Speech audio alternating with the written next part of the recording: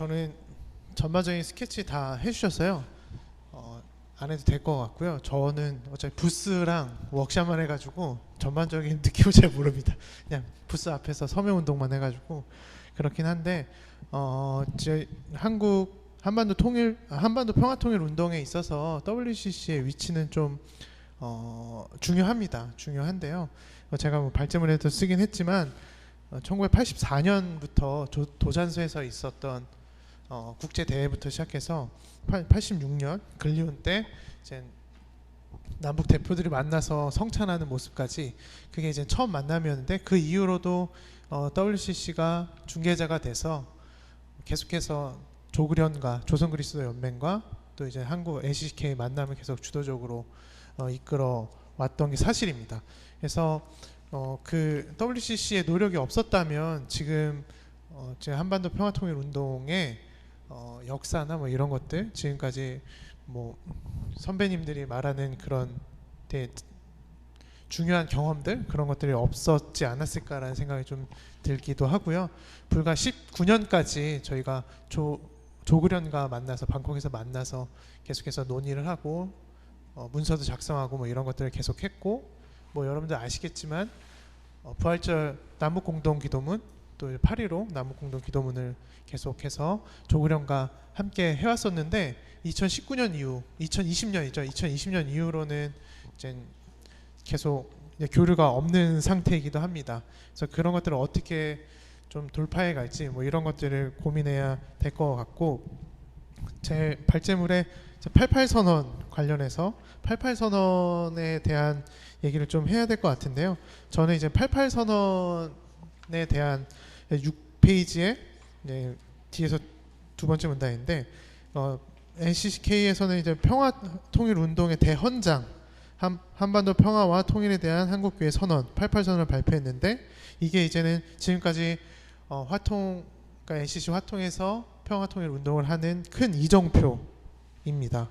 그래서 민주화 운동도 계속해서 해왔지만 이와 더불어서 통일운동을 해야 되는 그런 이정표 그런 동기부여 뭐 이런 것들을 다 표현한 게 88선언이고요. 지금도 감히 말하건대 88선언 이후 그 다음으로 더 대단한 그 선언문이 안 나온다라는 것은 지금도 유효하다라고 생각을 하게 됩니다. 이제 88선언문은 나중에 한번 필요하시면 제가 단톡방에 올려드리긴 할 텐데요. 그거 재책 고백부터 시작해서 우리가 왜 평화통일 운동에 관심이 없었는지를 88년부터 계속해서 고민했던 것들이 지금도 이루어지지 않고 있다라는 것들이고요. 하나 더 말씀드리면 2008년에 한반도 7페이지입니다. 한반도 평화통일과 협력을 위한 에큐메니컬 포럼이 그전에도 만들어졌지만 본격적으로 다시 한번 모이기 시작하게 됐습니다. 아시겠지만 국가보안법 때문에 조그련이랑 NCCK랑 둘이서 만날 수는 없어요. 뭐 허락을 안 해줄 뿐더러 만날 수는 없는데 국제 포럼의 형식으로 계속해서 만나거든요. 그러면 이제 WCC의 위치가 되게 중요하고 일들이 되게 중요한데 그래서 저희가 EFK라고 부릅니다. 그 EFK 에큐메니컬 포럼에서 조그련을 계속 초청하고 이번에도 초청했지만 WCC 메일로는 이제는 참여하지 못하겠다라고 왔습니다. 네, 그런 일들을 계속하고 있는데 EFK가 되게 중요한 모임입니다. 조그련을 끌어내기 위한 조그련을 초대하기 위한 되게 중요한 포맷인데 이런 것들 2008년부터 지금까지 계속 이어지고 있고요. 부산 총회 때는 2013년 부산 총회 때는 한반도 평화와 통일에 관한 선언 스테이트먼트 성명서가 한 5페이지 분량으로 나왔습니다. 이번에 의사록 보시면 아시겠지만 A4 용지 한 4분의 3 정도 되거든요. 그게 이제는 호스트여서기도 하지만 되게 많이 배려를 해서 한반도 평화에 대한 얘기를 좀 할 수 있게 하고 그게 아직도 유효하고 EFK를 더 확장시키고 뭐 이런 것들의 문서에 달려 있습니다. 근데 지금 거기에 이제는 한미 군사 훈련 반대부터 시작해서 여러 가지 뭐 중단부터 여러 가지 것들이 있는데 그게 지금도 이루어지지 않고 있다라는 것들이 좀 안타까운 지점들이고요. 그래서 8페이지 보시면 조그련은 계속해서 2014년부터 매년 만나왔고요. 심양에서도 이제 중앙위원 모임을 해서 매년 만나왔지만 2020년부터는 교류가 없는 상태입니다. 그리고 이제 2020년부터는 이제 한반도 종전평화, 이번에 저희가 부스에서 서명운동했던 한반도 종전평화 캠페인 그 지부를 만들어서 시민단체와 함께 지금 1억 명 서명을 목표로 하고 있습니다.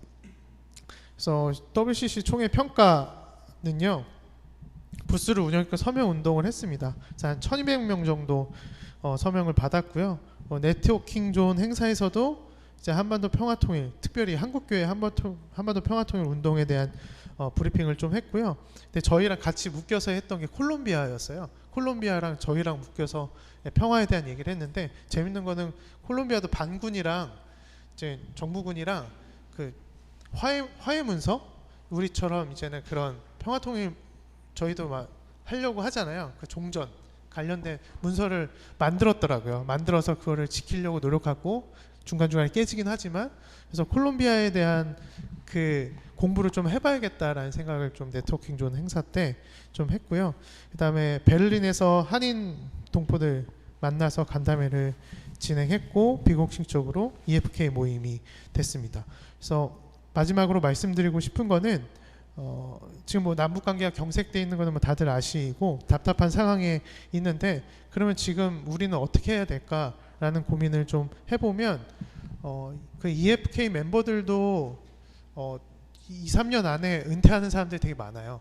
지금까지 쭉 해왔던 사람들이 은퇴하는 사람들이 많고, NCC 화해통일위원회도 마찬가지고요. 그러면 어떻게 해야 될까? 3, 40대 그룹, 3, 4, 50대 그룹이 특별히 저는 이제 내년 40이니까 3, 40대 그룹이 어떻게 저희들의 의제를 설정해서 통일 아젠다를 만들어서 계속 지속적으로 평화통일 운동을 할 수 있을까가 가장 큰 고민입니다. 그거는 이제는 세계 교회도 마찬가지고요. 사람이 바뀔 때마다 계속해서 오리엔테이션 하는 거는 있겠지만, 어떻게 이거를 지속적으로 선배님들이 했던 것들을 받으면서 저희의 아젠다를 가지고 또 할 수 있을지, 뭐 그런 고민들을 하는 시기고요. 여기 뭐 박윤선 목사님도 계시지만 이게 언제 될지 모르겠어요. 언제 잘 될지 모르겠는 그런 게 있거든요. 그러면 그렇다고 국내에서 그렇게 활발하게 통일 논의가 되고 있느냐? 그건 아니니까요. 이 상황이 한 발짝이나 두 발자국만 움직였으면 좋겠는데 그런 상황이 아니니까, 제가 이제 서명 운동하면서도 그렇고 해외 교회 사람들한테도 만나면서 제일 많이 들었던 게, 너네 국회에서나 아니면 교단에서 뭐 이제 성명서나 뭐 결의문 같은 게 있냐, 이거 제일 많이 물어봤거든요. 근데 한국도 결의문 못 냈잖아요. 국회 결의문도 없고, 감리교는 뭐 말할 것도 없고, 기장만 있는데요. 근데 뭐 그런 것들 보면 국내에서도 잘 풀리지 않는 것들이 어떻게 세계에서 풀릴 수 있을까라는 고민도 하게 되고요.